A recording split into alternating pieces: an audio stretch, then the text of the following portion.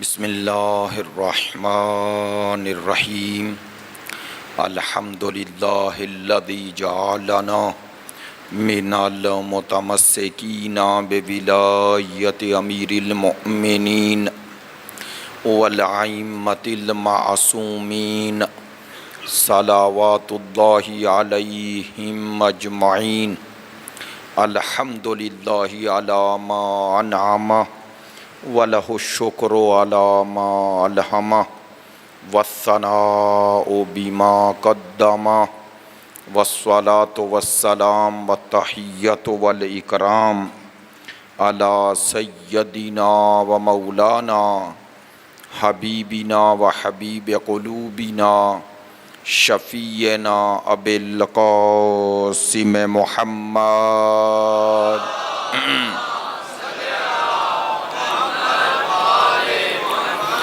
وآلہ الأطیبین الأطہرین الأجمدین الأمجدین الذین اذہب اللہ عنہم الرجس وطہرہم تطہیرا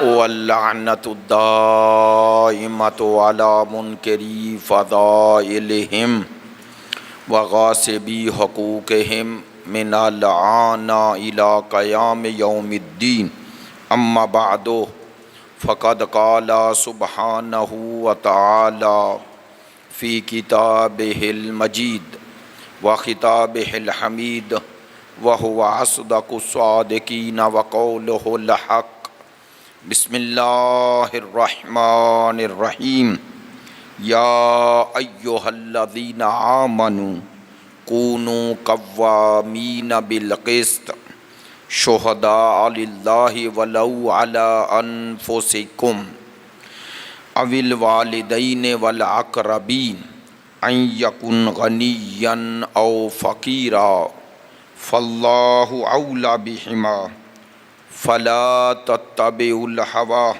ان تعدلوا وَإِن تَلْوُوا أَوْ تُعْرِضُوا فَإِنَّ اللَّهَ كَانَ بِمَا تَعْمَلُونَ خَبِيرًا صدق اللہ العلی العظیم ان اللہ وملائکتہ یصلون علی النبی یا ایہا الذین آمنوا صلوا علیہ وسلموا تسلیما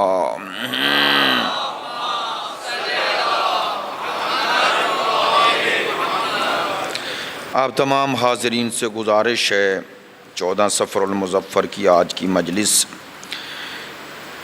ڈاکٹر اعجاز حسین کے مرحوم والدین اور اس خانوادہ کے دیگر مرحومین علماء کرام مراجع عظام شہداء ملت اور قائد ملت سید محمد دہلوی اور جن کے لیے کوئی فاتحہ پڑھنے والا نہیں انہیں شامل کرتے ہوئے 1 مرتبہ سورہ فاتحہ اور 3 مرتبہ سورہ توحید کی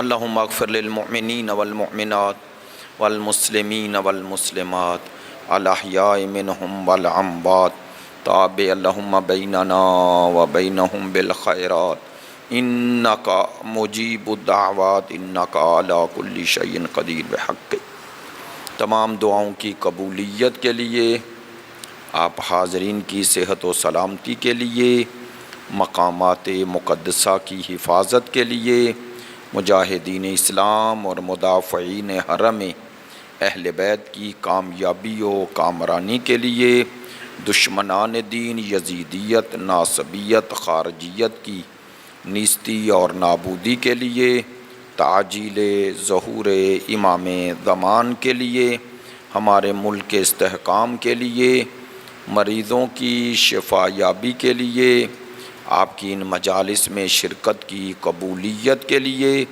علماء کرام، مراجع عظام، عزاداران سید الشہداء، محبین اہل بیت کی توفیقات خیر میں اضافے کے لیے ان تمام دعاؤں میں آپ کی دعائیں شامل کرتے ہوئے سب دعاؤں کی قبولیت بحق سید الشہداء بلند تر صلوات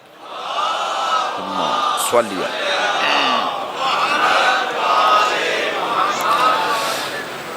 واجب الاحترام معزز و مکرم حاضرین مجلس، محبان اہل بیت، پیروان مکتب ولایت، عاشقان مکتب شہادت، سلسلہ گفتگو کی چوتھی نشست ہے اور عنوان گفتگو عدل اور امامت۔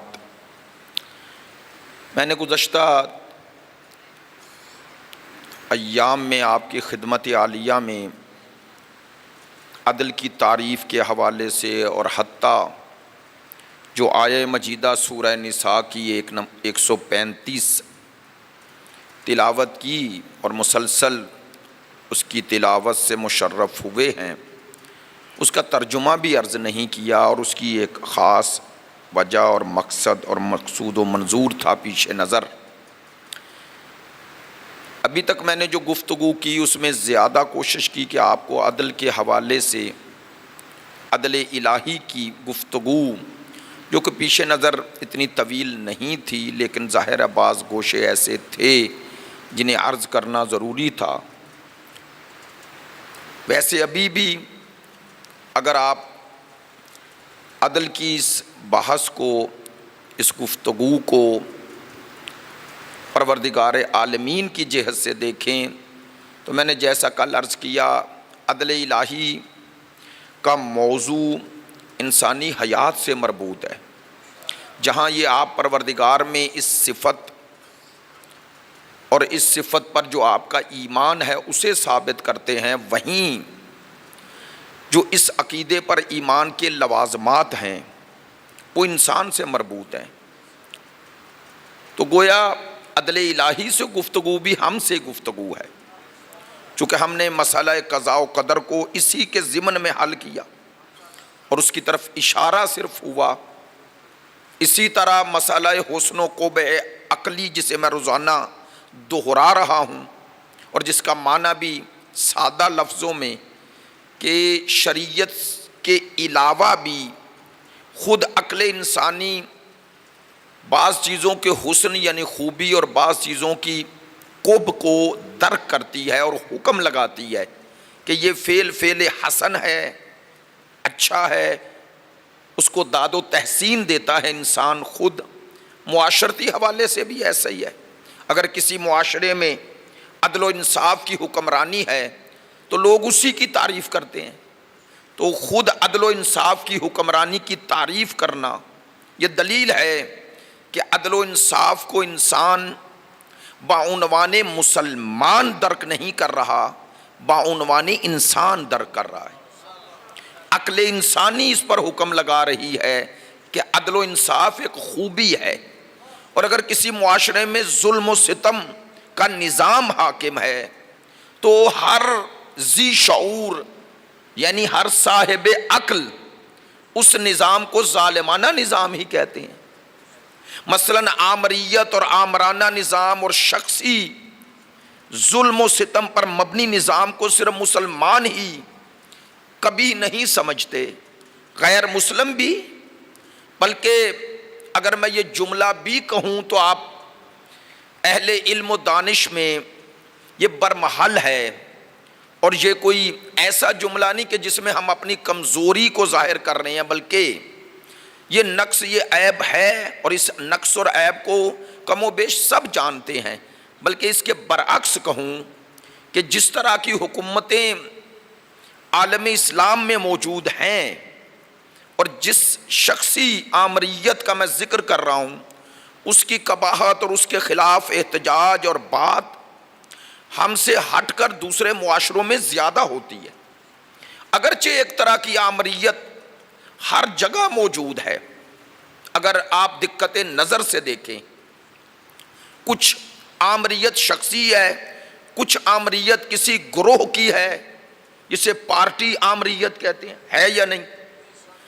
اور کہیں پر لوگوں کی رائے کو خاص زاویے سے اور پروپیگنڈے سے بنایا جاتا ہے، اسے ڈائریکشن، اسے جہت عطا کی جاتی ہے، وہ بھی ایک طرح کا ظلم ہی ہے اگر انسان دقت سے دیکھے، عمق سے دیکھے۔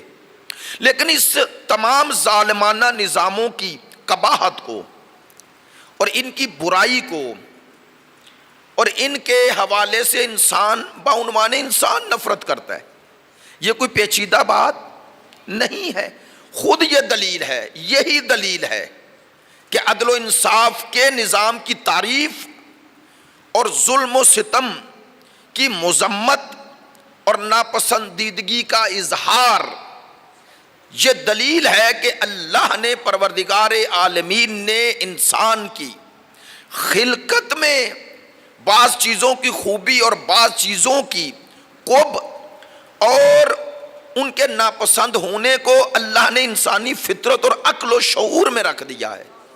اسی کا نام ہے حسن و قب عقلی، ذاتی، یعنی ان اشیاء میں یہ رکھا ہے یہ شے۔ یہ تھا 3 دن کی گفتگو کا خلاصہ جو میں نے آپ کی خدمت عالیہ میں عرض کیا کہ عدل کا ایک جہت پروردگار کی طرف ہے، اور کل آخر گفتگو میں یہ عرض کیا کہ عدل کا دائرہ اتنا وسیع ہے، اتنا وسیع کہ توحید سے شروع ہوتا ہے، نبوت ہو، رسالت ہو، امامت ہو، تینوں کے جو امتیازات ہیں وہ عدل کی وجہ سے ہیں۔ انشاءاللہ آج اسی سلسلے میں کچھ گزارشات کروں گا، اور اگر آپ معاشرتی حوالے سے آئیں تو یہی عدل اجتماعی جسے کہتے ہیں، عدالت اجتماعی کہتے ہیں، معاشرتی عدالت کہتے ہیں، یہ کوئی سیاسی نعرہ نہیں، یہ انسان کی فطرت کی آواز ہے، اور یہی اللہ نے، پروردگار عالمین نے انسانی فطرت میں رکھ کے عدالت خواہی کو، عدالت طلبی کو پروردگار نے جو انسانوں کی فطرت میں رکھی ہے، انبیاء الہی کے ارسال رسل اور مقصد بعثت کو بھی جب بیان کیا ہے تو ان کے مقصد کو بھی عدالت میں ہی منحصر کیا ہے، یعنی ان کی غرض بعثت کو پروردگار عالمین نے عدالت کے ساتھ ہی ذکر کیا ہے۔ اور اگر بعنوان مسلمان اور پھر بعنوان امامیہ، اثنا عشریہ، جس بات کی طرف روزانہ اشارہ کر رہا ہوں، ہم دیکھیں تو ہمارے تو عقیدے کا جز ہے کہ اس جہان کا اختتام ایک عادلانہ نظام پر ہو رہا ہے، اور اس عادلانہ نظام کو پروردگار عالمین اپنے ارادے سے جس ہستی کے ذریعے نافذ کرے گا وہ یہاں کا بنایا ہوا نہیں ہے، وہ وہاں کا منتخب شدہ ہے۔ تو گویا یہ بات عقل بھی، شریعت بھی، فطرت بھی اس بات کی تائید کرتی ہے، تصدیق کرتی ہے، توثیق کرتی ہے کہ اس جہان کی بنیاد اور اساس بھی عدل پر ہے، اور اس جہان کا اختتام و انجام بھی عدل پر ہے۔ اور اگر آپ اس جہان کے بعد کی دنیا کی طرف نگاہ کریں، جسے حساب و کتاب کی دنیا کہتے ہیں، جسے حشر و نشر کی دنیا کہتے ہیں، جسے یوم حساب کہتے ہیں، جسے یوم الدین کہتے ہیں، جسے یوم جزا کہتے ہیں، تو میری بات کی تائید فرمائیں گے وہاں پر بھی جزا و سزا کی بنیاد اور اساس کیا ہے؟ جزاکم اللہ، عدل ہے یا نہیں؟ اگر میں یہاں کوئی نیکی کر رہا ہوں اور مجھ سے کوئی برائی سرزد ہوتی ہے، مجھ سے مراد بعنوان انسان، بعنوان شیعہ، بعنوان مسلمان، ایسا انسان جو موحد ہے، جو خدا کی وحدانیت اور احدیت پر ایمان رکھتا ہے، اگر اس سے کوئی گناہ سرزد ہو جائے، اس گناہ کی معافی اور توبہ کا طلبگار کیوں ہوتا ہے؟ اس کا معنی ہے وہ جانتا ہے کہ اگر میں نے توبہ کر لی تو اس گناہ کے بدلے میں جو مجھے سزا کا اللہ نے وعید دیا ہے، اس وعید میں تبدیلی ہو جائے گی، چونکہ اس نے اس گناہ کی جو سزا رکھی ہے اسے مشروط کر دیا ہے توبہ کے ساتھ، توبہ کے ساتھ۔ چلے دو لفظ کہتا ہوں اور آپ تک بات پہنچے گی۔ ایک ہے پروردگار کا وعدہ، ایک ہے پروردگار کا وعید۔ ان دونوں لفظوں کو ذہن میں رکھنا ہے۔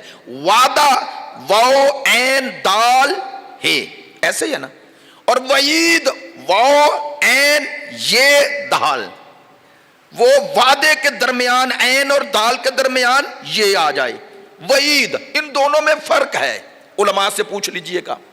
کہتے ہیں کہ اللہ کے وہ وعدے جو اللہ نے انسانوں کے لیے جنت میں جانے کے لیے جو اللہ نے شرائط رکھی ہیں، وہ وعدے ہیں کہ یہ کرو تو جنت میں جاؤ گے، یہ کرو تو توجہ رہے۔ لیکن کہتے ہیں جو گناہوں کے نتیجے میں سزا رکھی ہے فرد مومن کے لیے، وہ وعدہ نہیں، وہ وعید ہے۔ کیا فرق ہے دونوں میں؟ علماء کہتے ہیں اللہ کے وعدے میں تبدیلی نہیں ہوتی، وعید میں تبدیلی ہوتی ہے۔ اور وعید چونکہ مشروط ہے، خدا نے کہا یہ گناہ کرو گے یہ سزا ہے، مگر اگر اس گناہ سے پلٹ آؤ، یعنی توبہ کا معنی پلٹنا ہے، تو میں معاف کر دوں گا۔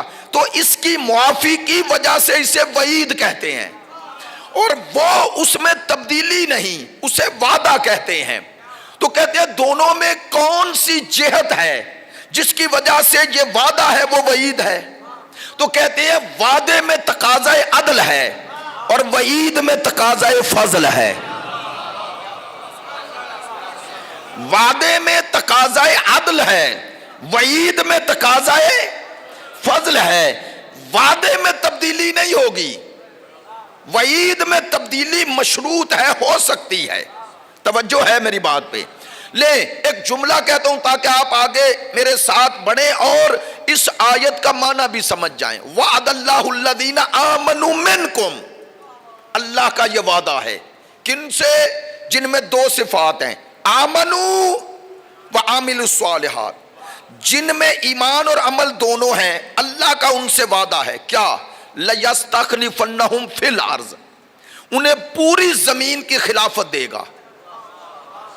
اچھا میں نے جلدی میں ترجمہ کر دیا کہ جن میں ایمان اور عمل ہے، تو آپ تو کہیں گے کہ پھر ہر صاحب ایمان اور ہر صاحب عمل سے، عمل صالح سے یہ وعدہ ہو گیا کہ اللہ انہیں پوری روئے زمین کی خلافت دے گا۔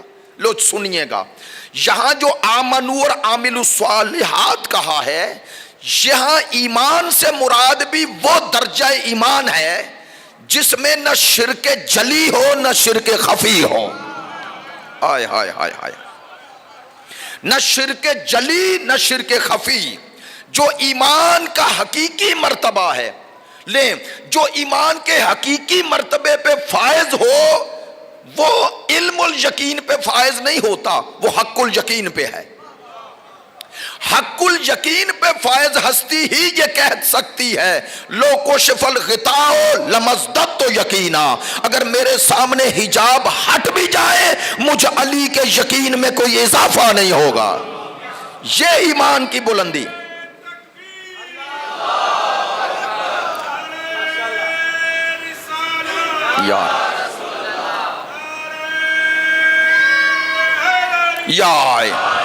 توجہ ہے میری بات؟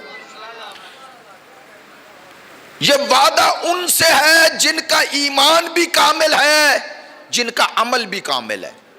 اور 2 دن سے عرض کر رہا ہوں، جو ایمان اور عمل دونوں میں نقطہ کمال پہ فائز ہو وہ معصوم ہوتا ہے۔ جس کے نہ ایمان میں ریب اور عیب ہوتا ہے نہ عمل میں نقص اور عیب ہوتا ہے۔ توجہ فرمائیں، جو ایمان یعنی نظری حوالے سے، علمی حوالے سے، علم الیقین نہیں حق الیقین پہ فائز ہوتا ہے۔ جو عملی حوالے سے عامل الصالحات میں حقیقی عمل صالح انجام دیتا ہے۔ تو اس کا معنی اللہ کا ان سے وعدہ ہے جو ایمان اور عمل صالح میں کامل ہیں۔ وعدہ ہے کیا؟ انہیں خلیفہ بنائے گا۔ یہ وعید نہیں، وعدہ ہے، لہذا اس وعدے میں تبدیلی نہیں ہوگی۔ پوری روئے زمین کا خلیفہ بنائے گا۔ لَيَسْتَخْلِفَنَّهُمْ فِي الْأَرْضِ، الف لام ہے، زمین کے ایک کونے ایک حصہ بھی ایسا نہیں ہوگا جس پہ ان کی خلافت نہ ہو، جن کے بارے میں اللہ نے وعدہ کیا ہے، اور کوئی نئی جہت سے نہیں بنائے گا۔ اب میں نے آیت پڑھ دی تو مکمل کر دوں، سورہ نور کی آیت نمبر 18 ہے، کَمَا اسْتَخْلَفَ الَّذِينَ مِن قَبْلِهِمْ، انہیں ویسے ہی بنائے گا جیسے پہلے بنا چکا، کوئی نیا طریقہ رائج نہیں کرے گا۔ آگا ایت اللہ محسن قراتی فرماتے ہیں یہاں تک اللہ نے صرف اس خلافت سے مثال دی، اس خلافت کو جو امت مصطفیٰ میں ہوگی، کہ گزشتہ امتوں کی طرح ہی بناؤں گا، نیا طریقہ نہیں ہوگا۔ تو گزشتہ امتوں میں کیسے خلیفے بنائے؟ میں ایک نبی ایسا امت دکھائے کہ جس کا نائب امت نے بنایا ہو۔ حضرت آدم سے عیسیٰ علیہ السلام تک ایک نبی تو دکھاؤ کہ اس نبی نے کہا ہو میں جا رہا ہوں، خلیفہ میرا ہے، بنا تم لو۔ آپ نے توجہ نہیں فرمائی، بات تو بڑی اہم تھی، کہا کام میرا ہے، کرو تم، دین میرا ہے، اس کا محافظ تم بناؤ، دین میرا ہے، اس کا مبین مفسر تم بناؤ۔ کیا یہ معقول بات ہے؟ تو اگر آدم سے عیسیٰ تک کسی نبی نے امت کو یہ حق نہیں دیا تو نبیوں کے نبی یہ حق کیسے دے کے جائیں گے؟ اس لیے کہا میں ویسے ہی خلیفہ بناؤں گا جیسے پہلے بنا چکا۔ اچھا، یہاں تک مقام تمثیل ہے، کما، جیسے بنا چکا۔ اس سے آگے وہ بتایا جا رہا ہے جو گزشتہ خلافتوں میں نہیں ہوا، جو اس امت میں ہوگا۔ وہ کیا ہے؟ وَلَيُمَكِّنَنَّ لَهُمْ دِينَهُمْ الَّذِي ارْتَضَىٰ لَهُمْ۔ لے میں نے یہی جملہ عرض کرنا تھا، خدا نے فرمایا یہ خلیفے کے ذریعے میرا دین اس روئے زمین پر مضبوط ہوگا، تمکین پائے گا، مضبوطی پائے گا۔ کون سا دین؟ الَّذِي ارْتَضَىٰ لَهُمْ، وہ دین جس سے میں راضی ہو چکا۔ پروردگار تو کس دین سے راضی ہے؟ فرمایا الْيَوْمَ أَكْمَلْتُ لَكُمْ دِينَكُمْ وَأَتْمَمْتُ عَلَيْكُمْ نِعْمَتِي وَرَضِيتُ لَكُمُ الْإِسْلَامَ دِينًا۔ میں اس دین سے راضی ہوں جس کی ابتدا بعثت ہے اور تکمیل غدیر ہے۔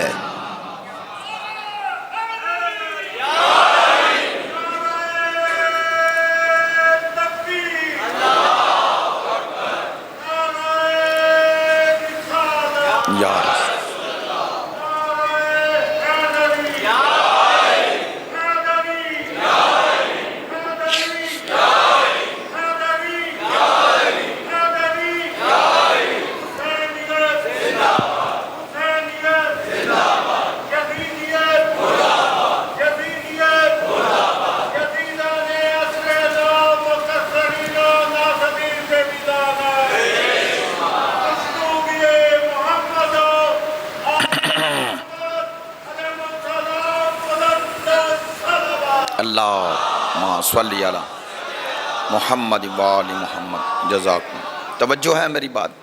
اچھا، جو بات عرض کر رہا تھا کہ آپ عدل کو اس معنی میں اگر دیکھیں پروردگار کی نسبت، تو عدل کے بغیر نہ ذات پروردگار کی وحدانیت پر ایمان ہے، نہ اس جہان کی کوئی حکمت ثابت ہوتی ہے، نہ مقصد ارسال رسل پر ایمان ثابت ہوتا ہے۔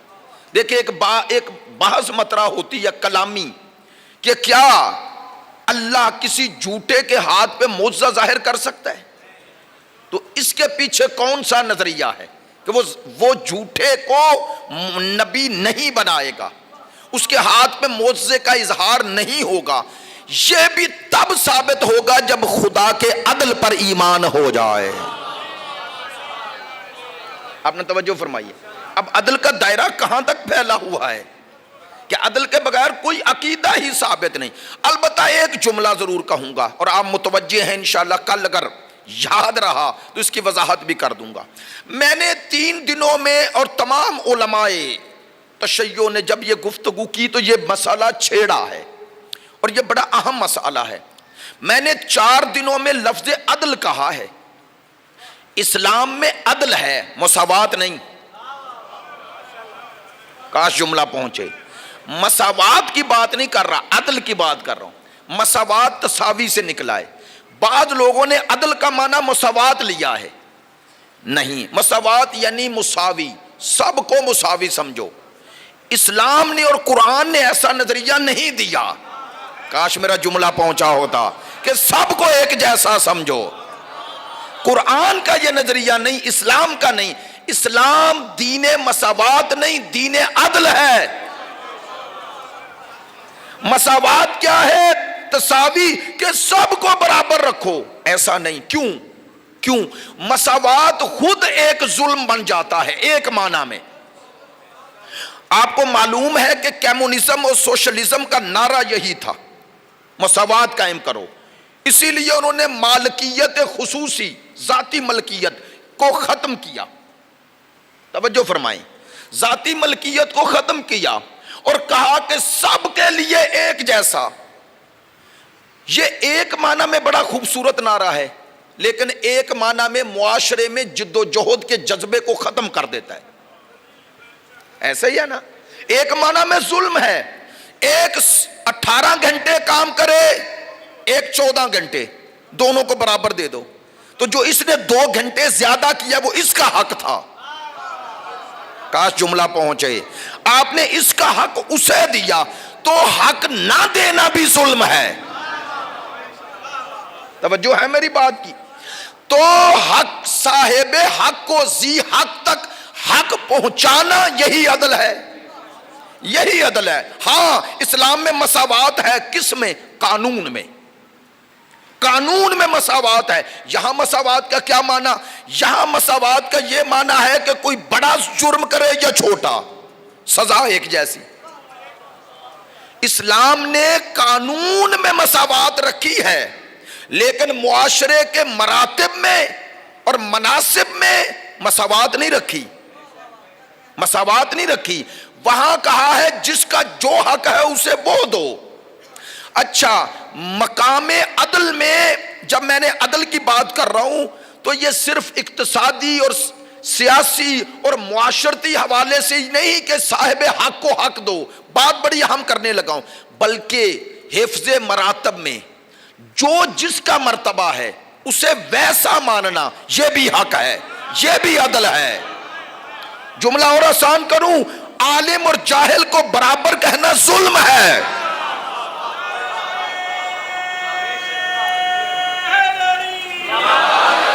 توجہ ہے؟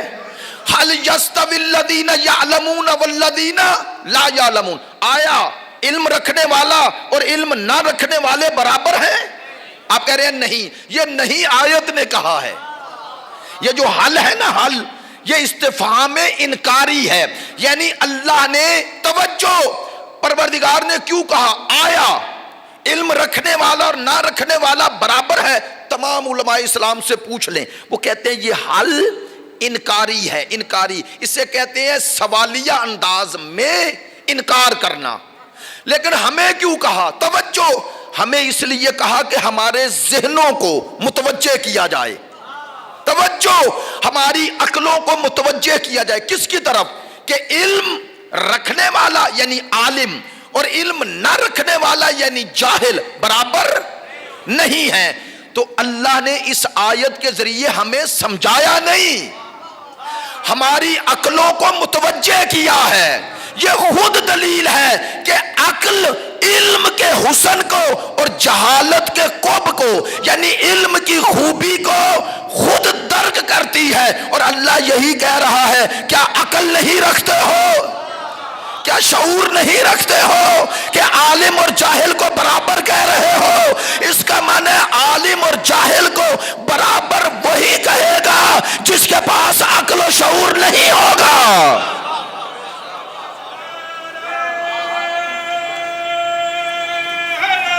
یا توجہ ہے میری؟ اس جہت سے یہ بات کر رہا تھا کہ مساوات اور ہے، عدل اور ہے۔ عدل کا دائرہ وہ حفظ مراتب میں بھی وہ عین عدل ہے۔ اب ایک جملہ جو عوامی انداز میں ہمارے علماء کہتے ہیں وہ بھی کہہ دوں، اسلام دین عدل ہے، اور عدل یہ ہے کہ ہر صاحب حق کو حق دیا جائے۔ اس کا معنی ہے کہ ظلم ادھر ہوگا، ادھر جب آپ صاحب حق کا حق چھین لیں گے تو نہ حق کو حق کی جگہ پہ بٹھانا یہ بھی ظلم ہے، حقدار کو اس کی جگہ سے ہٹانا یہ بھی ظلم ہے، یہ ہے معنی۔ تو اگر معاشرے میں عدل قائم ہو جائے تو نااہل کبھی اسلامی معاشرے میں مقدس نہیں بنے گا، کبھی مقدس نہیں بنے گا۔ میری باتوں پہ توجہ ہو رہی ہے انشاءاللہ؟ آپ عدل کو شروع کریں توحید سے اور لے آئیں قیامت تک، اور معاشرے کے ہر پہلو میں وہی عدل کار فرما ہے۔ تو اتنی دفعہ یہ عدل کا تکرار کر ہی اس لیے رہا ہوں کہ یہ عدل صرف میرے لیے اہم نہیں، دین میں اہم ہے، دین میں اہم ہے۔ چلے میں نے اتنی مشکل باتیں 4 دن آپ کے ساتھ کی، تھوڑا سا آسان معنی میں آگے بڑھتے ہیں۔ عدل، امامت۔ اب میں نے امامت کو عدل کے ساتھ کیوں جوڑا؟ اس لیے جوڑا کہ تقاضۂ عدل ہی امامت معصوم ہے، ایسا ہے یا نہیں؟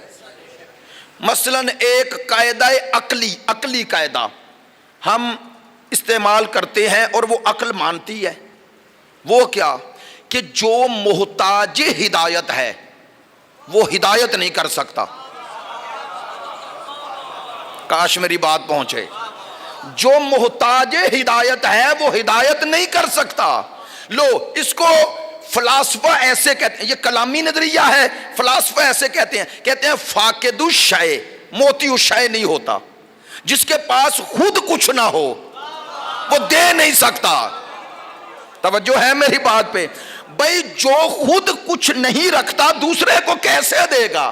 یعنی محتاج کبھی کسی کو غنی نہیں بنا سکتا، اسی لیے پروردگار غنی مطلق ہے، ذات پروردگار غنی مطلق ہے۔ تو یہ قاعدہ عقل مانتی ہے، اس قاعدے کی بنیاد بھی عدل ہے کہ اللہ کے بندوں پر جو حکمرانی کرے، امامت کرے، سرپرستی کرے، رہبری کرے، ولایت کرے، اسے انسانوں سے برتر، بہتر، اعلیٰ، افضل ہونا چاہیے۔ اچھا عقل اس کا حکم کرتی ہے یا نہیں؟ ایسا ہی ہے نا، آپ کسی معاشرے میں بھی چلے جائیں وہ معاشرہ انہی قوانین کو اپناتا ہے، اب عملاً اپنا سکے یا نہ الگ بات ہے، لیکن عقل انسانی اسی کی۔ مثلا وہ کہتے ہیں جی کسی ایسے کو کوئی منصب نہ دو جو اس منصب کی اہلیت نہیں رکھتا، تو اہلیت کا کیا معنی؟ اہلیت کا یہی معنی ہے کہ وہ جو کام کرنا چاہتا ہے اسے آتا ہو، ایسا ہی ہے۔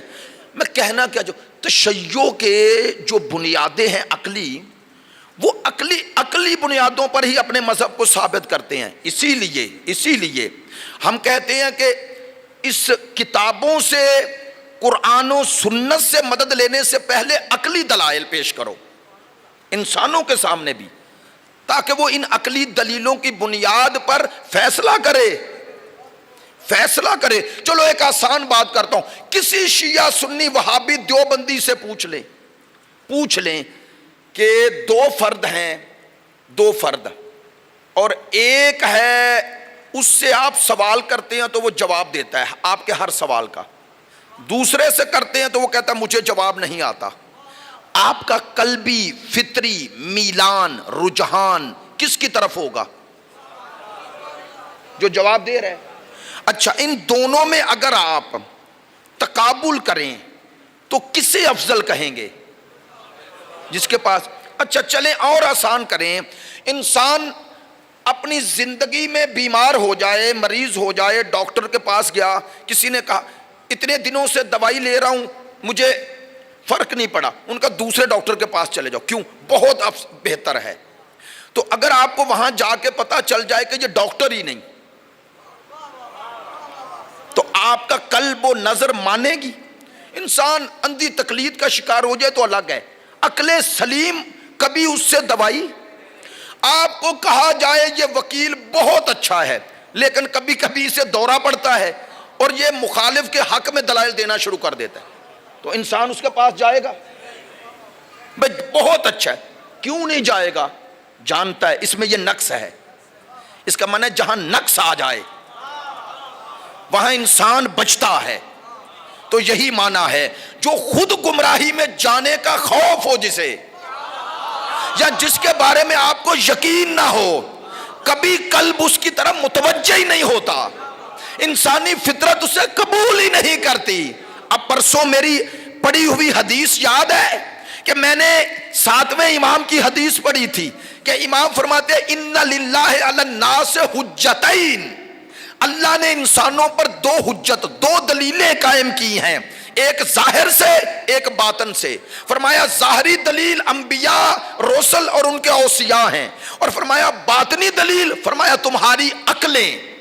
اس عقل سے مراد یہ ہے کہ عقل سمجھتی ہے کہ یہ بہت اچھا ہے، لیکن اگر یہ کبھی کبھی مخالف کے حق میں دلائل دے دے تو وہ ڈرے گا، ممکن ہے اس کے مقدمے میں نہ دے.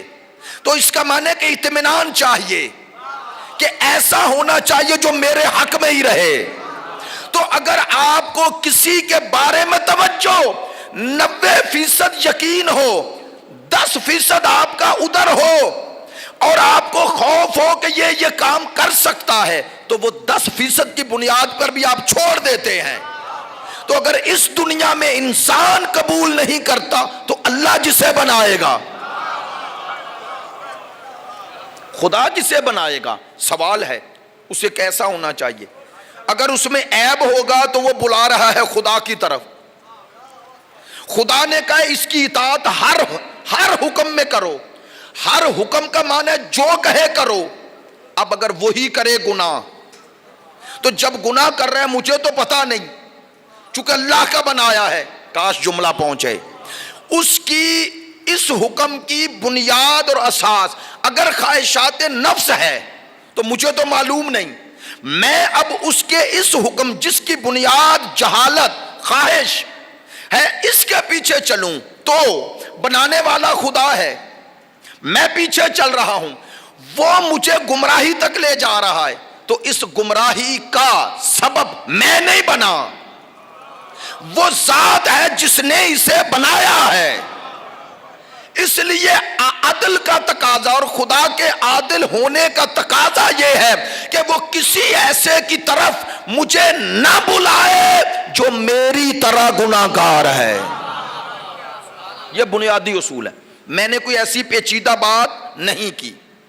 میں نے کہا توحید سے شروع کرو. شاہد اللہ انہ لا الہ الا ہو والملائکۃ واولی العلم قائما بالقسط. سورہ آل عمران آیا نمبر 18. پروردگار فرما رہا ہے میں گواہی دیتا ہوں اپنی وحدانیت کی. کیوں؟ اللہ نے کہا میری گواہی غیر جو بھی دے گا مخلوق ہے. کہا جملہ پہنچے. لہذا کہا اپنا سب سے پہلا گواہ میں خود ہوں، اور دوسرا وہی ہوگا جو تم سے پہلے ہے. ایسا ہی ہے نا. شاہد اللہ انہ لا الہ الا ہو. کیوں؟ قائما بالقسط. یہ جو قائما بالقسط ہے یہ اللہ کا حال ہے. خدا قائم ہے قسط کے ساتھ، عدل کے ساتھ. اللہ کہتا ہے میں اپنی وحدانیت کو اپنی عدالت کے ذریعے ثابت کرتا ہوں. یہ توحید میں عدل. سرکار دو عالم نے فرمایا بالعدل قامت السماوات والارض. قامت السماوات والارض. فرمایا یہ زمین و آسمان عدل کے ساتھ قائم ہے. عدل کے ساتھ. امیر المومنین امام المتقین سے پوچھا گیا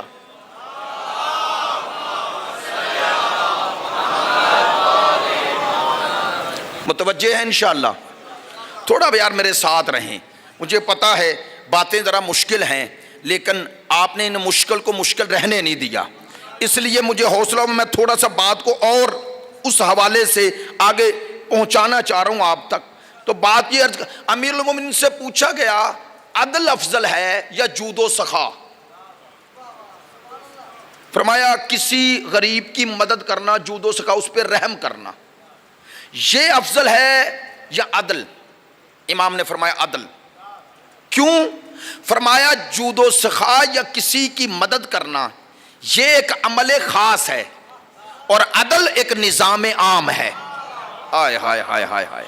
اللہ اکبر، العدل سائس عام، فرمایا عدل ایک نظام ہے، جود و سخا نظام نہیں، ایک عمل خاص ہے، اس کے پیچھے توجہ، امام فرماتے ہیں جود و سخا کے پیچھے انسان کی ذاتی ایک رجحان ہے، خاص موارد میں انسان چاہتا ہے کسی غریب کی مدد کروں، توجہ فرمایا اس غریب کی مدد کرنا جود و سخا ہے، اللہ کو پسند ہے، لیکن امام نے فرمایا عدل افضل ہے۔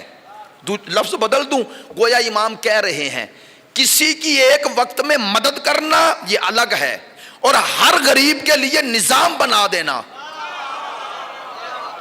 مجھے ایک دوست کا بڑا پیارا جملہ ہے، کہتے ہیں کہ بھکاری بنانا ہنر نہیں ہے، ہنرمند بنانا ہنر ہے۔ میری بات میں توجہ ہے، یہ ہے معنی اگر معاشرے میں عدل قائم ہو جائے تو اس کی جگہ جو مخیر حضرات کر اس کی جگہ یہ لے گا، یہ نظام لے گا، یہ نظام مولا نے اس طرف اشارہ فرمایا ہے، اور فرمایا عدل کیا ہے؟ ہر شے کو اس کی جگہ پہ رکھنا، یعنی ٹیلنٹ کی حکومت، یعنی اہلیت کی حکومت، اہل کی حکومت، اس کا معنی ہے جہاں نہ اہل کی حکومت ہے وہاں ظلم ہے، ظلم ہے، اور جہاں کسی کو اس کے اہلیت کی بنیاد پر عہدہ نہیں دیا جا رہا یہ بھی ظلم ہے، اور اگر کسی نااہل کو کسی لوگوں پہ مسلط کیا جا رہا ہے یہ بھی ظلم ہے۔ اگر معاشرے پہ کوئی نااہل مسلط ہے اور معاشرہ اسے قبول نہیں کر رہا تو معاشرہ ظالم نہیں، وہ ظالم ہے۔ میری بات پر توجہ نہیں ہوئی۔ اور جو اب مولا کا فرمان پڑھتا ہوں، مولا سے پوچھا گیا، آپ نے فرمایا ظالم تین قسم کے ہیں، تین، العامل بالظلم والمعین والراضی بہ، فرمایا ایک وہ جو ظلم کر رہا ہے، دوسرا جو اس کا مددگار بن رہا ہے، اور تیسرا جو اس پہ راضی ہے۔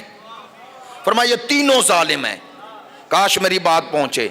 اس لیے اگر کوئی مثلا میں آسان بات کروں اور واضح کروں تو آپ کو زیادہ توجہ ہو جائے گی، مولا کے اس فرمان کو آج اگر عملی کریں تو اسرائیل ظلم کر رہا ہے، امریکہ اس کا مددگار ہے، اب جو حکمران خاموش ہے وہ ظالموں کا ساتھی ہے۔ توجہ ہے میری بات پہ؟ سلامت رہیں۔ یا علیہ وہ ان کا ساتھی ہے۔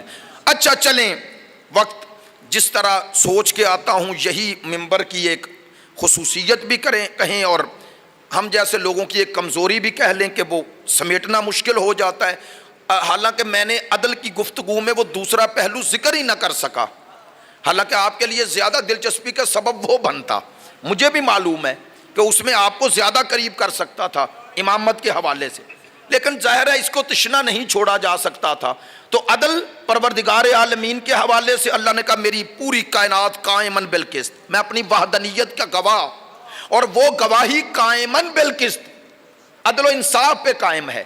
سرکار دو عالم نے فرمایا یہ زمین و آسمان عدل پہ قائم ہے۔ امیر المومنین نے فرمایا جود و سخا سے عدل افضل ہے، اشرف ہے، بہتر ہے، اعلیٰ ہے، عرفہ ہے۔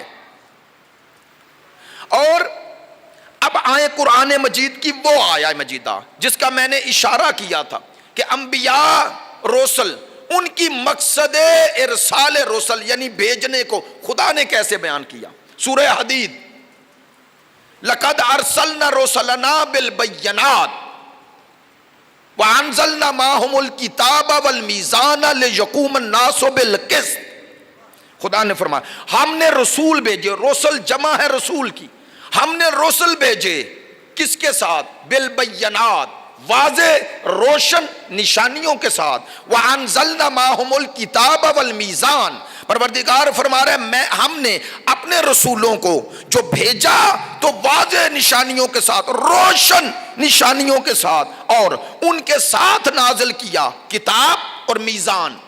میزان یعنی قانون، انبیاء میزان وزن سے ہے، وزن کا معنی یہ ہوتا ہے کہ آپ کے عمل کا تعین کیا جائے جس کے مطابق، تو میزان اس لیے کہا کہ پورے معاشرے کے اعمال کو جس میزان کے ذریعے صحیح اور غلط میں فرق کا سبب قرار دیا، اللہ نے وہ قوانین دیے کہ ان قوانین کے مخالف کو گناہگار اور ان قوانین پر عمل کرنے والے کو مومن اور متقی کہا جائے۔ یہ ہے میزان کا معنی۔ ہم نے انبیاء کو واضح نشانیاں دی، ایک ان کے ساتھ کتاب بھیجی، دو ان کے ساتھ میزان بھیجی، تین توجہ کیوں؟ لِيَقُومَ النَّاسُ بِالْقِسْطِ، لِيَقُومَ النَّاسُ، تاکہ لوگوں کو یقوم قائم کریں، کھڑا کریں، بیدار کریں، میدان میں لائیں۔ کس کے لیے؟ بالقسط، عدل کے لیے۔ کاش میرا جملہ پہنچے جیسے میں چاہ رہا ہوں۔ اللہ نے تمام رسولوں کے مقصد ارسال رسل کو جب نقطہ لے یقوم، یہ لام غایت ہے، غرض کیا ہے؟ ان رسولوں کو بھیجنے کی تاکہ تمام انسان نظام عدل کے لیے قیام کریں۔ تو اس کا معنی ہے تمام انبیاء کی تبلیغات اور ارسال رسل اور انزال کتب کا مقصود و منظور یہ تھا کہ معاشرے عدل کے لیے قیام کریں۔ تو عدل کا معنی ہے ظلم کی نفی کریں۔ تو ہر نبی عدل کو قائم کرنے اور ظلم کو مٹانے آیا ہے۔ توجہ ہوئی ہے میری بات پہ؟ متوجہ ہے انشاءاللہ؟ اس لیے میں نے رات عرض کیا تھا کہ تمام رسولوں کے بھیجنے کے مقصود و منظور اور غرض و غایت کو عدالت کہتے ہیں۔ اب سمجھیں میرا آقا و مولا جو آ رہے ہیں وہ کتنے رسولوں کی رسالت کو تکمیل تک پہنچائیں گے۔ کاش جملہ پہنچا ہو۔ وہ ان رسولوں کی رسالت کی غرض و غایت کو عملی کر کے دکھائیں گے۔ تو اب وہ انتظار کتنا عظیم ہو گیا؟ نہیں توجہ ہوئی؟ اب آپ منتظر ہیں کس کے؟ کس کے؟ جو تمام رسولوں کی غرض رسالت کو عملی کر کے دکھائے گا۔ لو ابھی بھی اگر دوست احباب متوجہ ہیں، لیکن میں چاہتا ہوں ایک ایک دوست میرے ساتھ ہو جائے۔ جملہ ایسے بدل دیتا ہوں، بھئی آپ کو اللہ نے سرکار دو عالم کی رسالت میں بھیجانا، تو آپ سرکار دو عالم کی تعلیمات پر عمل کر رہے ہیں، ایسا ہی ہے؟ تو سرکار تو تعلیمات لانے والے ہیں نا، تو ان تعلیمات کو پوری دنیا پہ نافذ ہو جائے، آپ کو خوشی زیادہ ہوگی یا سرکار کو؟ بولے نا، رسالت مآب کو خوشی زیادہ ہے نا کہ یہ جو دین لایا ہوں یہ پوری کائنات پہ نافذ ہو جائے، یعنی پوری کائنات کلمہ توحید اور پرچم توحید میں آ جائے۔ میں سادہ لفظوں میں بات کر رہا ہوں بچوں کے لیے، ساری دنیا پرچم توحید میں میرے ساتھ رہیے گا۔ میں سادہ لفظ میں بات جو کر رہا ہوں پہنچ گئی ہے، لیکن چلے وضاحت کے ساتھ نتیجہ دے دوں۔ تو جو رسالت مآب کی خواہش ہے، آرزو ہے، یہی سارے انبیاء کی آرزو ہے یا نہیں؟ تو اب 1,24,000 انبیاء یہی آرزو کر رہے ہیں نا کہ جس تبلیغات کو یا جس رسالت کو ہم نے پہنچایا تھا، ہم نے پہنچانے میں کوتاہی نہیں کی، لیکن ویسے نافذ نہ ہو سکی جیسے ہم چاہتے تھے۔ تو ان کی آرزو ہے یا نہیں کہ یہ نافذ ہو جائے؟ تو لو کہوں خدا کی قسم آپ اس ہستی کے منتظر ہیں جس کا انتظار 1.25 لاکھ نبی کر رہا ہے۔ اللہ اکبر، اللہ اکبر، اللہ اکبر۔ آپ اس ہستی کے منتظر ہیں، آپ کے اس منتظرین میں آدم سے خاتم تک انبیاء نظر آ رہے ہیں۔ اچھا صرف انبیاء نظر آ رہے ہیں؟ نا، مولا کائنات سے لے کر امام حسن عسکری تک یہ 11 امام بھی نظر آ رہے ہیں۔ تو یہ ہے اس انتظار کو جو افضل العبادت کہا گیا ہے، ایسے تھوڑا کہا گیا ہے، چونکہ یہ انتظار اس لیے سب عبادتوں سے برتر، بہتر، افضل ہے کہ اس انتظار کے نتیجے میں وہ سب کچھ ہو جائے گا جو انبیاء کے ساتھ ساتھ خدا چاہتا ہے، پروردگار عالمین چاہتا ہے۔ اس انتظار کے نتیجے. تو یہ نتیجہ گویا عدل ہے. یملأ الارض عدلا و قسطا، وہ عدل و انصاف سے پر کر دے گا. پر ہر روایت میں یہی ہے نا، یملأ الارض عدلا و قسطا، ارض عدل اور قسط سے پر کر. کما ملئت ظلما و جورا، جیسے ظلم و جور سے پر ہوگی تو عدل و انصاف سے وہ پر کرے گا نا. اچھا یہ آخری جملہ ضرور کہوں گا، یہ کما ملئت ظلما و جورا، تو لوگ سمجھتے ہیں اس کا معنی یہ ہے کہ ہم اس کو ظلم سے پر کریں تاکہ وہ آ کے عدل سے پر کریں. تو وہ کہتے ہیں اگر عدل سے پھیلائیں گے تو ان کے آنے کا راستہ رک جائے گا. دیکھا آپ نے انحراف کہاں لے جاتا ہے، کہاں لے جاتا ہے. وہ یہ سمجھے ہی نہیں کہ جو ظلم مٹانے آ رہا ہے وہ ہمارا ظالم بننا پسند کیسے کرے گا، ہمارا ظالم ہونا پسند کیسے. تو پھر کیا معنی ہے کہ جیسے ظلم و جور سے پر ہوگی ویسے عدل و انصاف سے پر کر.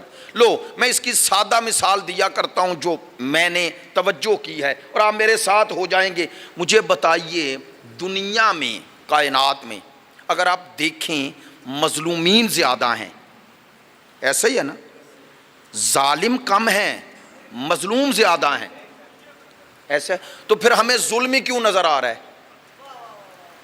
جب مظلومین زیادہ ہیں تو ظلم ہی کیوں نظر آ رہا ہے؟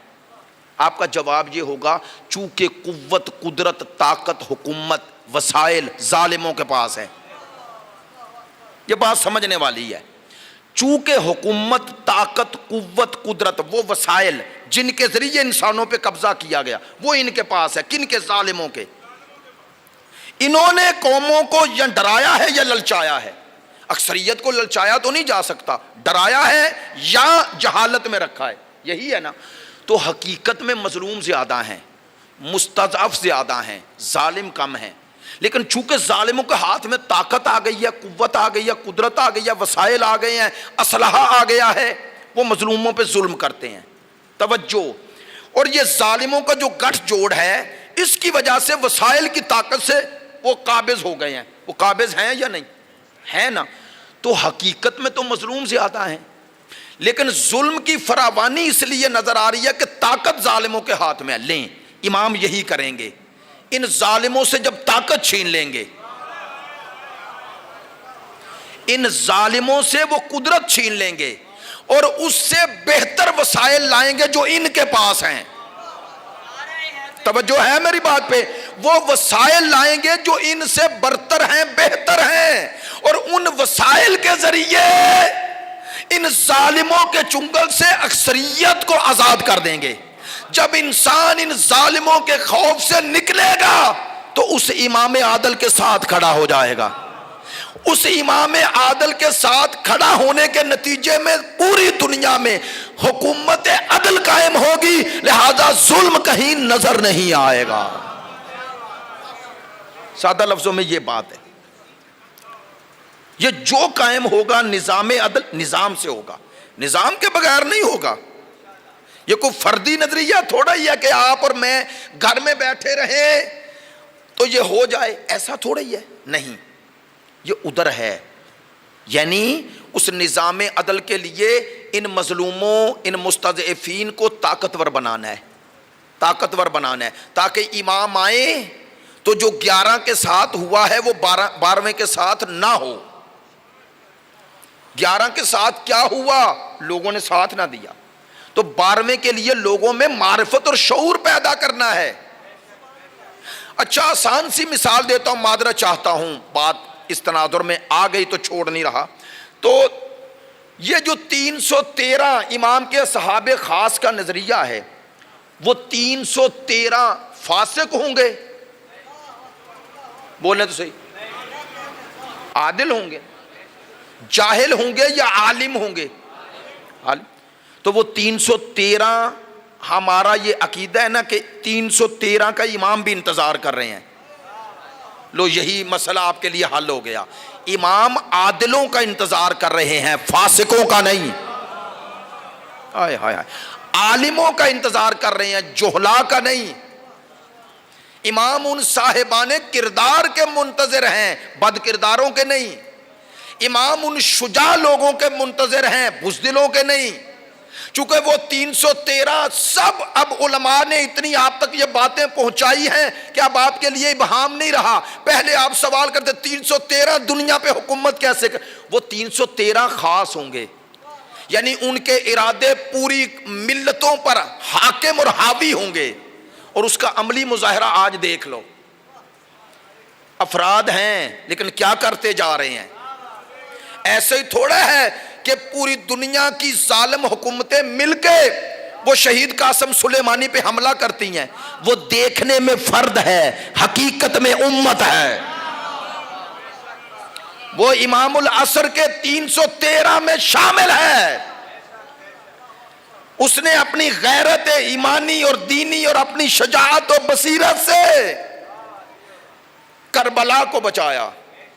اور آج عراق میں اگر ناصبیت، خارجیت اور یزیدیت مل کے شکست کھائی تو اس کی شجاعت کا نتیجہ ہے۔ سلامت رہیں یا رسول اللہ۔ حیدری، توجہ ہے میری بات پہ؟ ماشاءاللہ۔ لبیک یا حسین، لبیک یا، لبیک یا، بآواز بلند صلوات صلی علی محمد وعلی محمد وعجل فرجہم۔ تو یہ چیزیں کوئی رک تھوڑی گئی ہیں، یہ آگے بڑھیں گی، آگے بڑھنی چاہیے، آگے بڑھنی چاہیے۔ ہمیں اس معیار، اس ملاک پر جو امام نے بتائیں، ان معیارات پر تربیت کرنی ہے، اپنی بھی، نئی نسل کی بھی۔ یہ ہے معنی عدل کا موضوع۔ میں نے عرض کیا تھا ادھر عقائد سے اور ادھر معاشرے سے، اجتماع سے جڑا ہوا ہے۔ اور انشاءاللہ کل آخری سلسلہ گفتگو ہے، اور میں ممبر پہ یہ بات کہہ دوں تو کوئی عیب بھی نہیں، آپ میں کہہ رہا ہوں کہ کما حق ہو جیسے میں چاہتا تھا نہیں بیان کر سکا، اور بعض جگہ میں نے آپ کو بہت تھکایا بھی، چونکہ ایسی گفتگو کا انداز تھا، لیکن آپ نے پھر بھی زبردستی نعرے لگا لیے ہیں۔ حالانکہ نعرے والی بات اس طرح تھی نہیں، لیکن آپ نے ایک محبت کا اظہار فرمایا۔ لیکن آپ نے اس گفتگو کو، ہاں ٹھیک ہے، آپ ایک صلوات پڑھیے، صلوات پڑھیے، بلند آواز سے صلوات پڑھیے۔ آپ متوجہ ہیں انشاءاللہ میری بات؟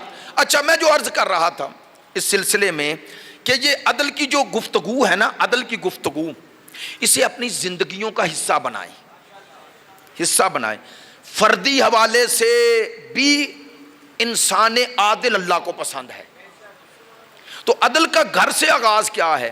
گھر سے کم از کم آغاز یہ ہے کہ ہم اپنے گھر کے، اپنے خانوادہ کے افراد سے عدل کریں، جس حد تک ممکن ہے، جس حد تک ممکن ہے۔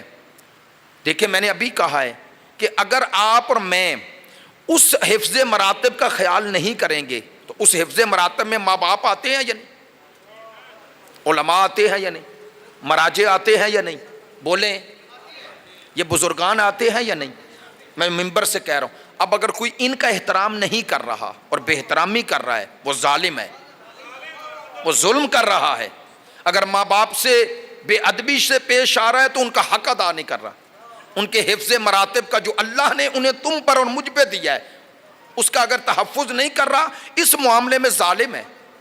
اگر گناہ کر رہا ہے تو ظالم ہے۔ آپ جانتے ہیں کیا کہتے ہیں سجدہ شکر کے لیے؟ سر رکھ، انی ظلمت نفسی فاغفر لی، میں نے اپنے جان پہ ظلم کیا۔ اس کا معنی ہے کہ انسان اگر اللہ کے قوانین کے تابع رہے تو وہ اس جگہ پہ ہے جو اللہ نے چاہی ہے۔ گناہ چونکہ اللہ کی حد کو کراس کیا ہے تو اپنے آپ کو اس سے گرا لیا جو اس کا حق تھا، اس لیے ظلم ہے۔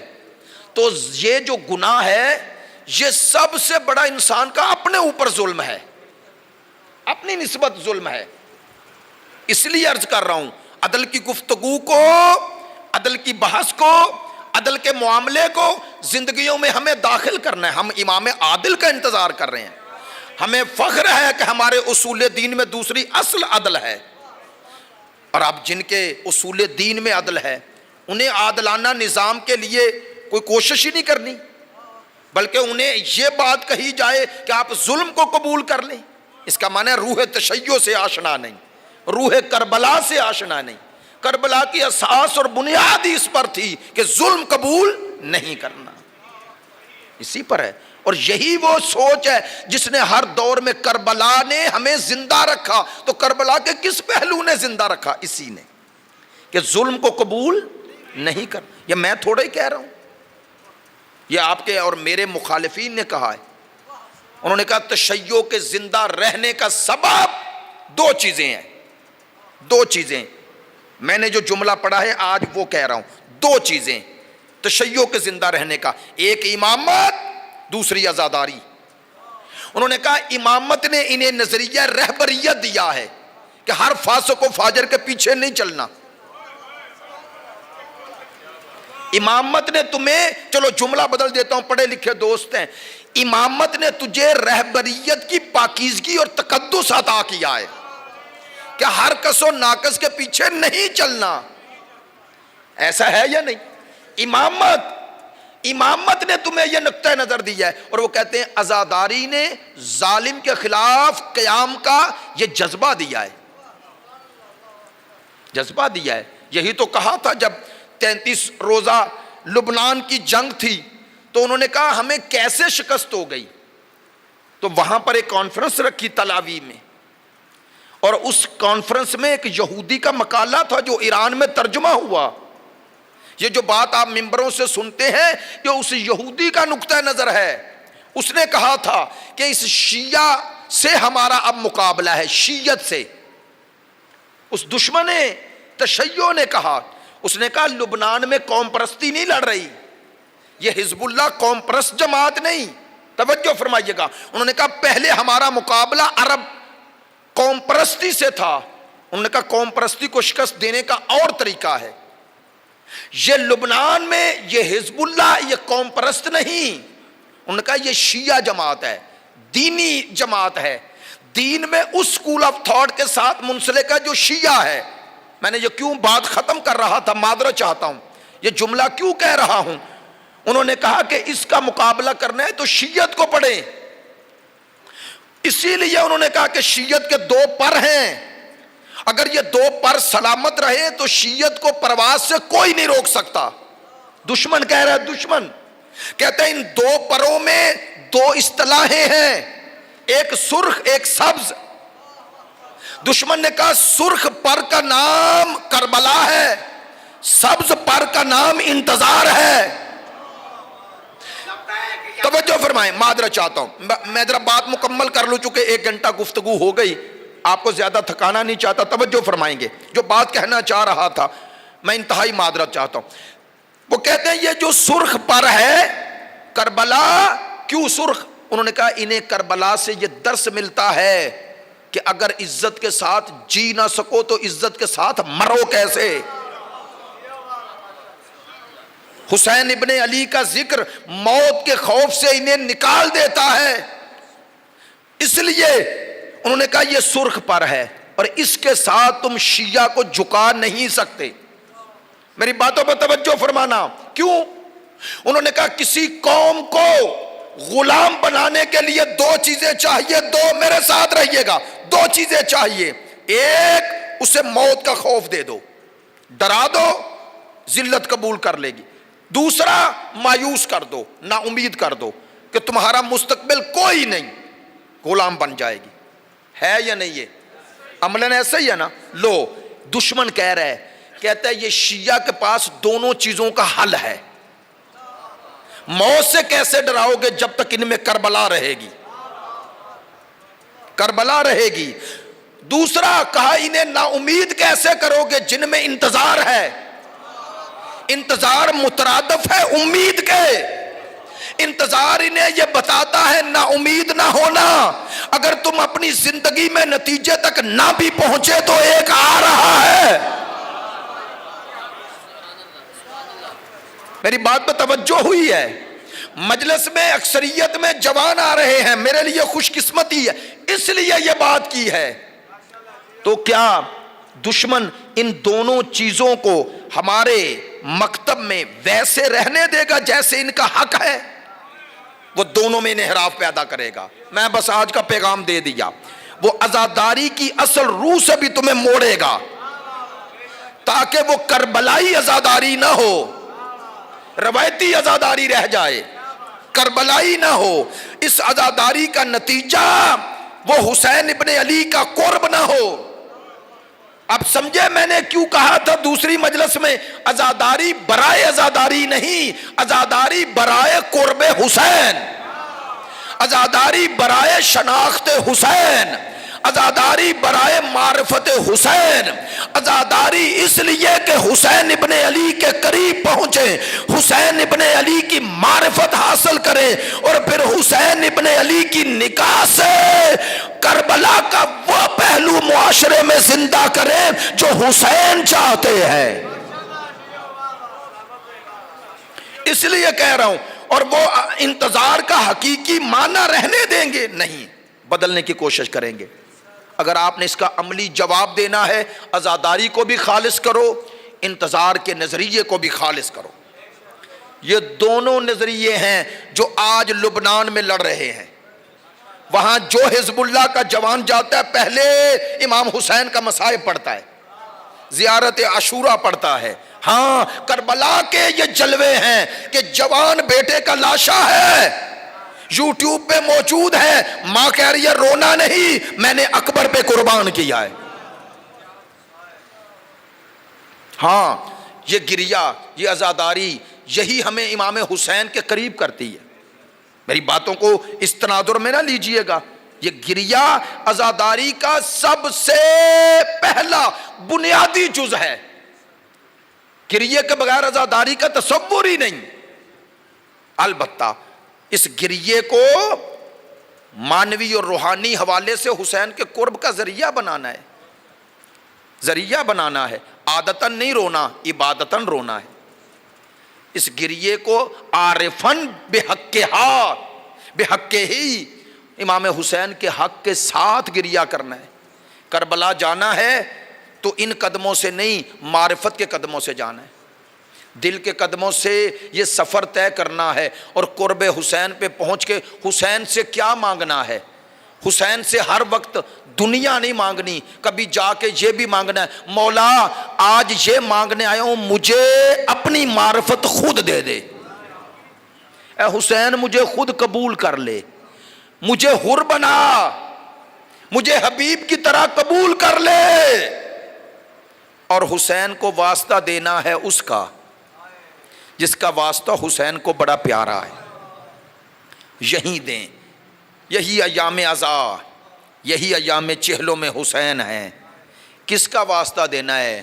کل میں عرض کرنا چاہتا تھا, وقت نہ بچا, جس کی عمر کم اور مصائب زیادہ تھے, نہیں توجہ ہوئی.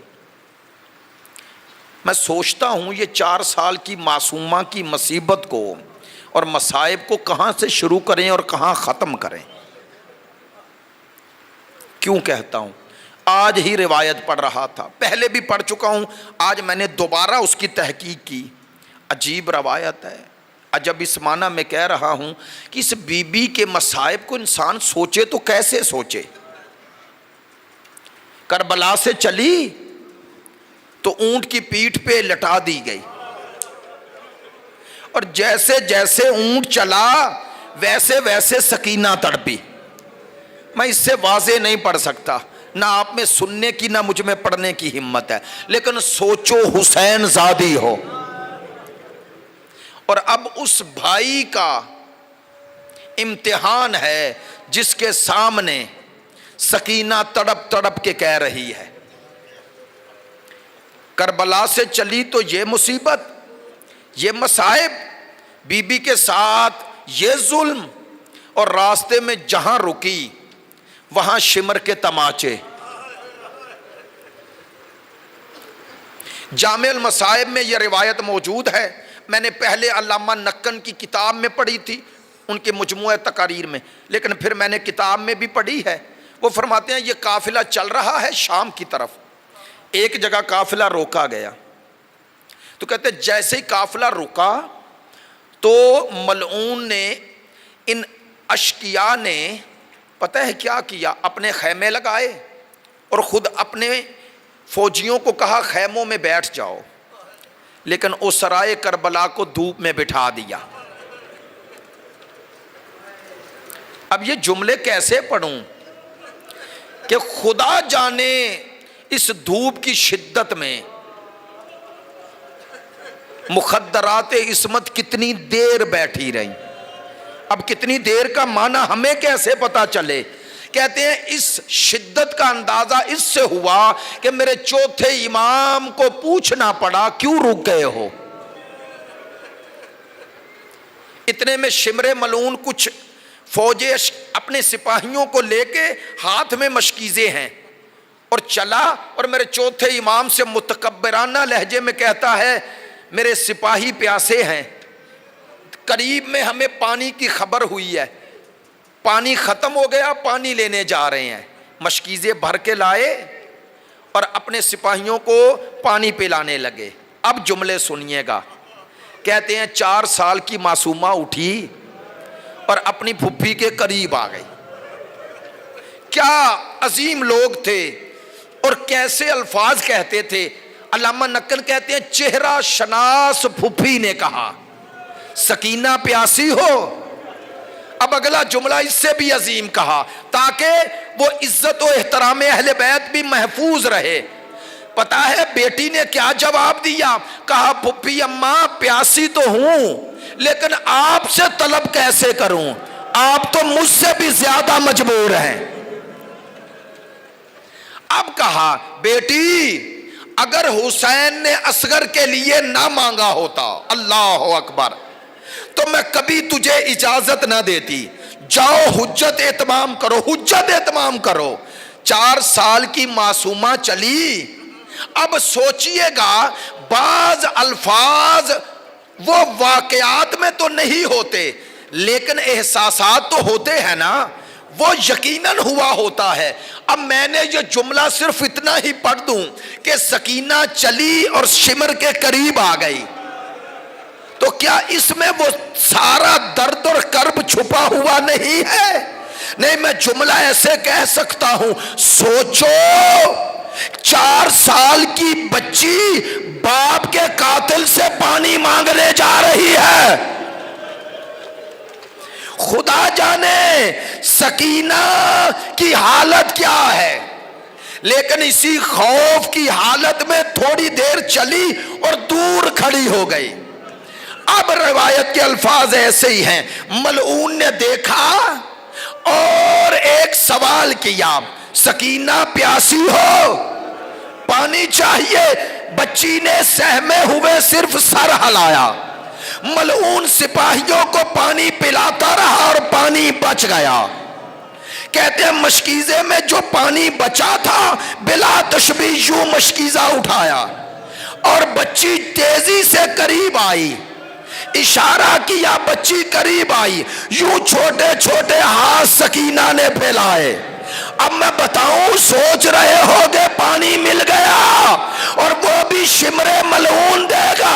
پتا ہے اس ملعون نے کیا کیا؟